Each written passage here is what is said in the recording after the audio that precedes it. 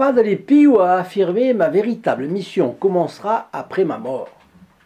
Or, selon une tradition constante de l'Église, attestée par saint Ambroise d'ailleurs, IVe siècle, le symbole des apôtres, le credo, est composé de 12 articles de foi symbolisant le nombre des 12 apôtres. Le 9e proclame ce dogme « Je crois à la Sainte Église catholique, à la communion des saints ». Qu'est-ce que la communion des saints ?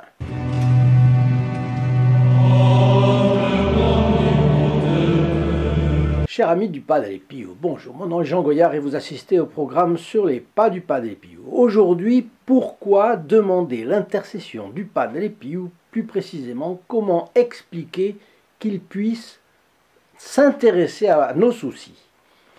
Parce que si cela ne s'explique pas, ces vidéos seraient simplement du vent. Donc je vais survoler à peine l'histoire indispensable à la compréhension de ce qu'est la communion des saints et, avant, je veux souligner la gratitude que j'ai pour tous ceux qui aident cette chaîne.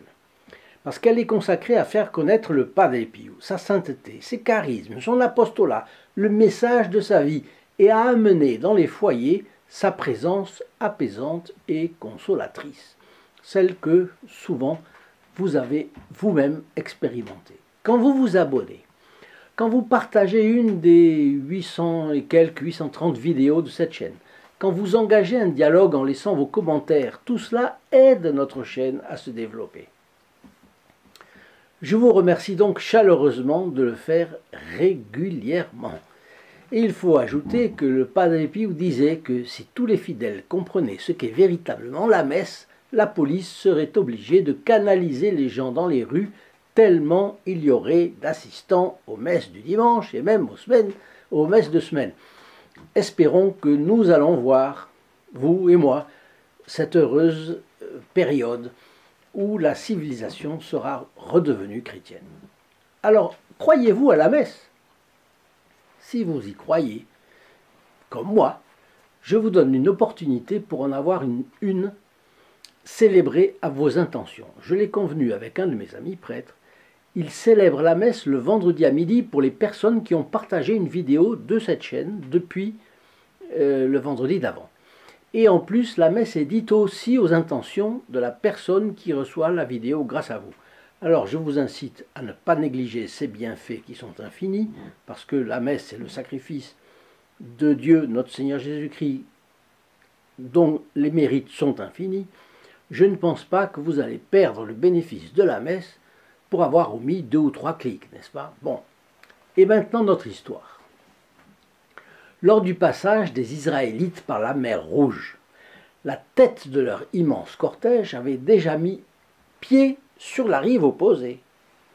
Le centre passait entre 2 murailles liquides, retenues par Dieu, prêtes à se refermer, et l'arrière-garde devait encore s'y engager et était harcelée par les Égyptiens derrière, les soldats égyptiens. Alors cette troupe d'émigrants sortant de la terre de servitude pour se rendre dans la terre promise est l'image de l'humanité chrétienne. Beaucoup y sont déjà, donc de l'autre côté. Ce sont les saints. D'autres sont encore en route, mais près du but. Ce sont les âmes du purgatoire. Et d'autres, les fidèles d'ici-bas, commencent le voyage. Tous ensemble, nous ne formons qu'une seule grande famille de Dieu. Vous voyez Saint Paul aux Éphésiens, chapitre 2, verset 19. Les fidèles vivants constituent l'Église militante parce qu'ils ont à combattre un triple ennemi. Le monde, c'est-à-dire les embûches des hommes pervers, et surtout l'esprit du monde, leur chair, c'est-à-dire leurs inclinations mauvaises, le démon et ses tentations. 3 donc. Et quand vous voyez le livre de Job, chapitre 7, verset 1, vous voyez tout cela bien décrit. Donc les âmes du purgatoire constituent l'Église souffrante, parce qu'elles ont à souffrir avant d'entrer au ciel.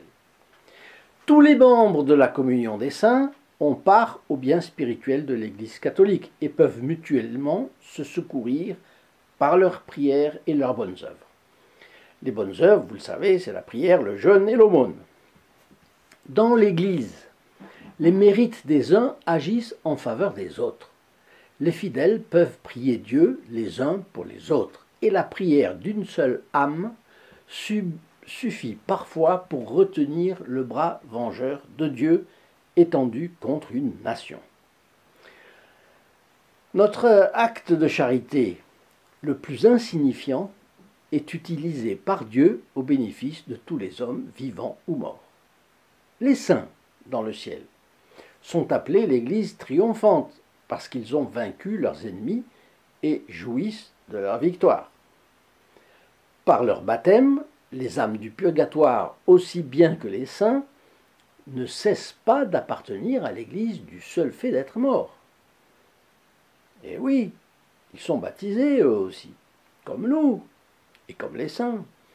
Ce ne sont donc pas trois églises, mais une seule église dans des états différents. Les fidèles vivants, les âmes du purgatoire et les élus du ciel sont unis au Christ comme les membres du corps avec la tête. Qui nous le dit? C'est, vous l'avez deviné, Saint Paul aux Romains, chapitre 12, verset 4. Si l'un des membres souffre, tous les autres souffrent avec lui.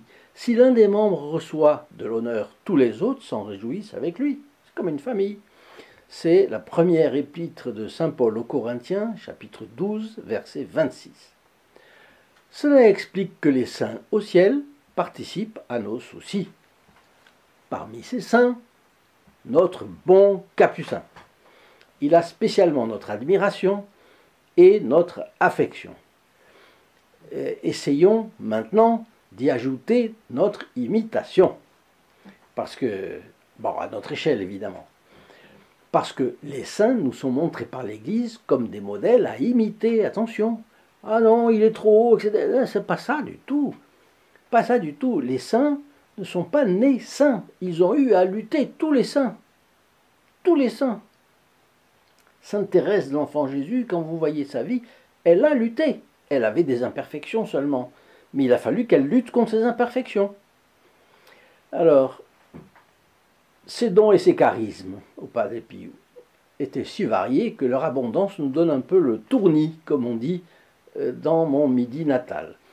Nous les avons détaillés l'autre jour. Apparition de Jésus, de Notre-Dame, de Saint Joseph, intimité fréquente avec son ange gardien depuis son jeune âge, communication avec les âmes du purgatoire, miracles, guérison, bilocation, clairvoyance, discernement des esprits, prophétie, don de sagesse, don de science, envoi de parfum, extase, don de xénolalie, c'est-à-dire parler des langues, interpréter des langues qui existent, pas des langues inventées, des langues qui existent vraiment, et donc le japonais, le chinois, l'hindou, le tagalog, aux Philippines, que sais-je. Soulignons aussi que les âmes du purgatoire recouraient tout le temps à son intercession, et que lui, il les rencontrait souvent. Alors ajoutons la stigmatisation, qui a marqué ses mains, ses pieds, son côté, et parfois même son épaule droite. Ne sachant pas si la transverbération est considérée par la théologie comme un charisme ou un don, je la mentionne, enfin ici, comme un don. Bon. Quand il faisait partie de l'Église militante, le Padre Pio a subi la persécution, et y compris de la part de l'Église, ce qui est spécialement douloureux. Pensez à Sainte Jeanne d'Arc, passée par un tribunal ecclésiastique qui l'a condamnée à être brûlée vive en tant que sorcière. Ce tribunal ecclésiastique était présidé par Monseigneur Cochon, évêque de Bayeux, qui cherchait à être cardinal. Bref, plusieurs évêques ont persécuté Padre Pio, qui a subi tout cela dans le silence et dans l'obéissance. De la contemplation de Dieu où il se trouve maintenant, il intercède pour le salut des âmes avec une force de supplication multipliée par, pas par 100, mais par 1000, 10 000, je ne sais pas quoi. Comme il le rappelle, armez-vous de l'arme de la prière et vous aurez plus de force dans votre combat quotidien. Parce que la vie est un combat. Alors celui qui combat, c'est le Padre Pio qui ajoute, celui qui combat en tournant son regard vers Dieu, chantera victoire.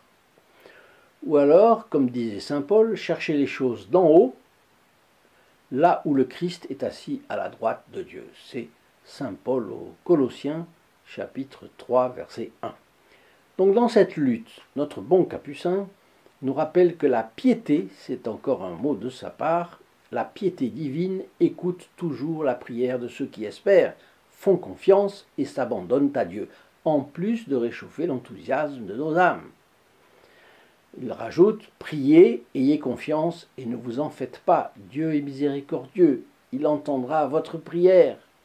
Comme un père qui s'inquiète pour ses enfants, alors ce grand saint du XXe siècle, notre bon Padre Pio, il affirme qu'il faut, j'ouvre encore les guillemets, il faut toujours avoir une foi vivante, une confiance aveugle et une adhésion complète à l'autorité constituée par Dieu. Voilà la lumière qui guide les pas du peuple de Dieu dans sa traversée du désert. Je ferme les guillemets. Ce désert est aride. Il arrive souvent en nous rendant visite avec une ou même plusieurs croix. Il y a quelques jours, quelqu'un m'a expliqué m'a écrit disant qu'il avait 1, 2, 3, 4, 5, 6 croix qui défilaient les unes après les autres. Bon, il convient de vivre ce désert sans se décourager, car tout ce qui vient de Dieu laisse l'âme en paix, même face aux afflictions et aux contradictions. Après tout, dit le Padre Pio, Dieu est notre Père, et avec un tel Père, que pouvons-nous craindre? Alors, je pense que vous comprenez maintenant pourquoi le Padre Pio s'intéresse vraiment à nos soucis, et que rien ne lui sera indifférent, et surtout si nous nous employons à faire vraiment connaître sa vie. Il a dit plusieurs fois, je ferai plus de bruit mort que vivant. Ma véritable mission commencera après ma mort. D'innombrables personnes témoignent en ce sens, vraiment. Elles disent avoir reçu des grâces signalées par l'intercession de Padre Pio. Alors je fais un appel. Je fais un appel à vous qui m'écoutez. Ouvrez votre cœur aux inspirations que peut vous donner le Padre Pio éventuellement. Dans la description sur le lien https://st-padre-pio.fr, voyez qui sont les protégés du Padre Pio et dites-moi si un geste militant ce n'est pas trop demandé à quelqu'un qui est conscient des enjeux de la période actuelle et qui veut améliorer ses relations avec le Padre Pio. En attendant, n'oubliez pas le conseil en or du bon Capucin, priez, espérez et ne vous inquiétez pas. L'angoisse, c'est ce qui nuit à la vie spirituelle. Notre Seigneur miséricordieux entendra votre prière. Chers amis, je vous souhaite une très bonne journée et je vous dis à notre prochaine vidéo. Au revoir. In nome del Padre, del Figliolo e dello Spirito Santo, e così sia. Sia lodato Gesù e Maria, oggi